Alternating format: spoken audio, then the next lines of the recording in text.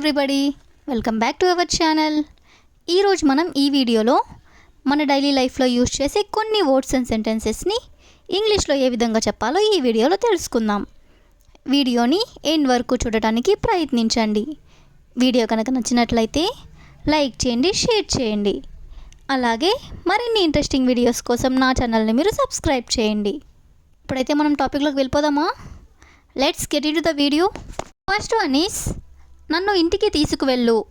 నన్ను ఇంటికి తీసుకువెళ్ళు. దీన్ని మనం ఇంగ్లీష్లో take me home. Take me home అంటే నన్ను ఇంటికి తీసుకువెళ్ళు అని. నెక్స్ట్ వన్ ఈస్ టైం అయిపోతుంది. టైం అయిపోతుంది. మనం ఇలా అంటూ ఉంటాం కదా, దీన్ని మనం ఇంగ్లీష్లో time is running out. Time is running out అంటే టైం అయిపోతుంది అని.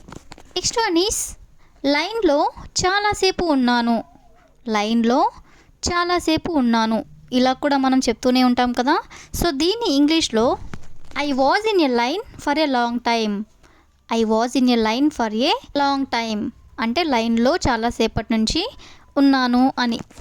నెక్స్ట్ వన్ ఈస్ అతనిని కార్ గుద్దేసింది. అతనిని కార్ గుద్దేసింది.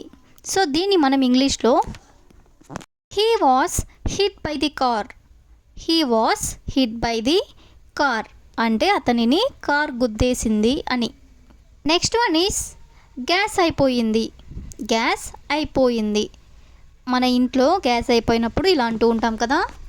సో దీన్ని మనం ఇంగ్లీష్లో the gas ran out. The gas ran out అంటే గ్యాస్ అయిపోయింది అని. నెక్స్ట్ వన్ ఈస్ సరిగ్గా వినపడలేదు. సరిగ్గా వినపడలేదు. మనకి వినపడనట్లయితే మనం ఇలా చెప్తూ ఉంటాం కదా.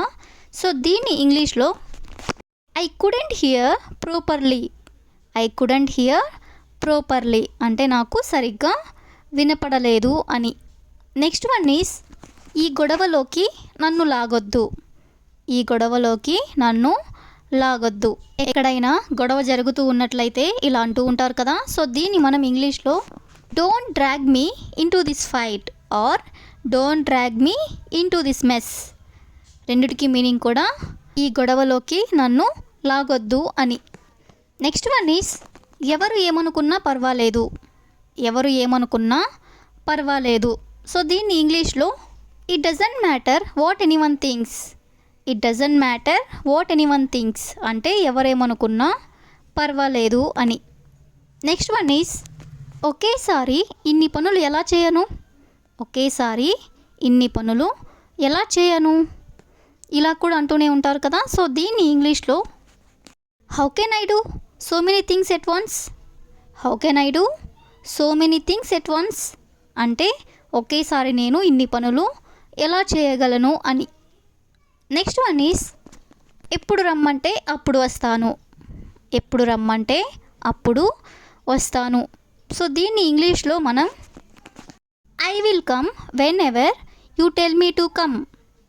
I will come when ever you tell me to come అంటే నువ్వు ఎప్పుడు రమ్మంటే నేను అప్పుడు వస్తాను అని. నెక్స్ట్ వన్ ఈస్ నువ్వు డిగ్రీ ఏ ఇయర్లో కంప్లీట్ చేసావు.